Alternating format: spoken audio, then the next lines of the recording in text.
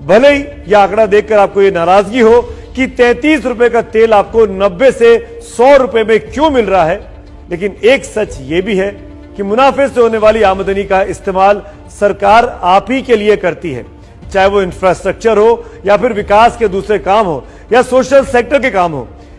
नमस्कार, मैं हूं संदीप चौधरी। आज सबसे बड़ा सवाल में मैं बात करूंगा तेल की कीमतों की। जी हां, मैं पेट्रोल और खास डीजल की बात करने वाला हूं।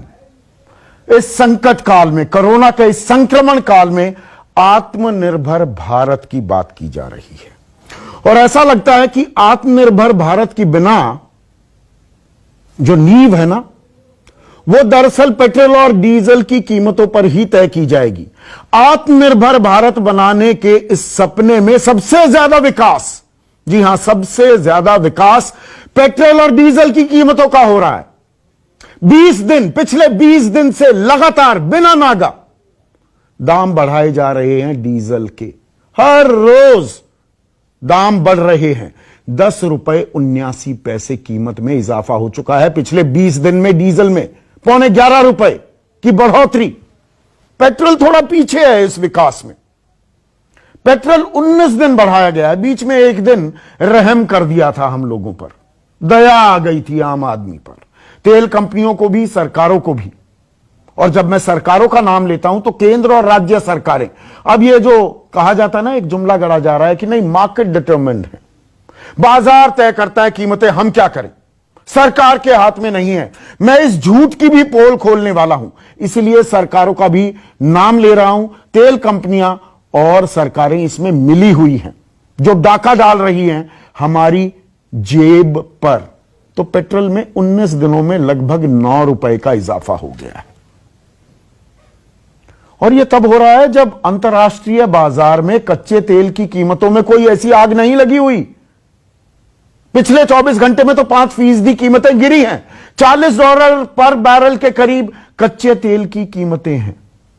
फिर भी बेतहाशा दाम बढ़ते जा रहे हैं। और यह उस सरकार में हो रहा है जिसने विपक्ष में रहते यह नारा बुलंद किया था कि बहुत हुई पेट्रोल डीजल की मार, अब की बार मोदी सरकार।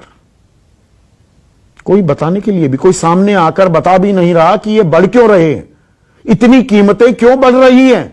बस कोई एक्साइज बढ़ा देता है, राज्य वैट बढ़ा देते हैं, तेल कंपनियां अपना मार्जिन वो कमाना चाहती है। और इसका असर क्या होता है? देखिए, डीजल इतिहास में पहली बार पेट्रोल से महंगा हो गया है।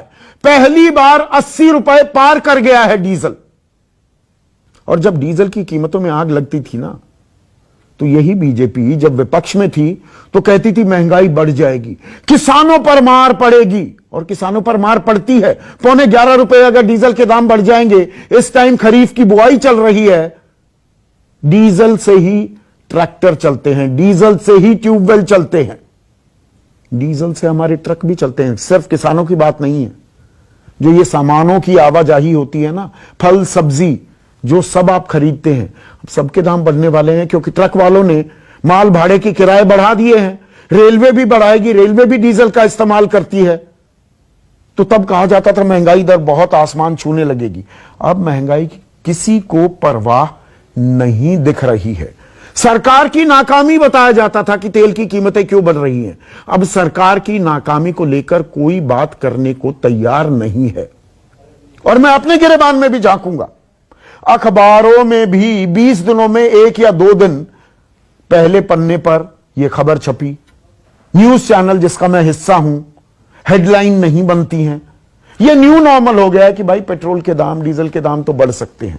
ऐसा क्या है, संकट काल है, देखिए सरकार का खजाना खाली हो रहा है, हमारी जेब पर हाथ मार रही है, तो मारने दीजिए। यह हम न्यू नॉर्मल मानकर चल रहे हैं।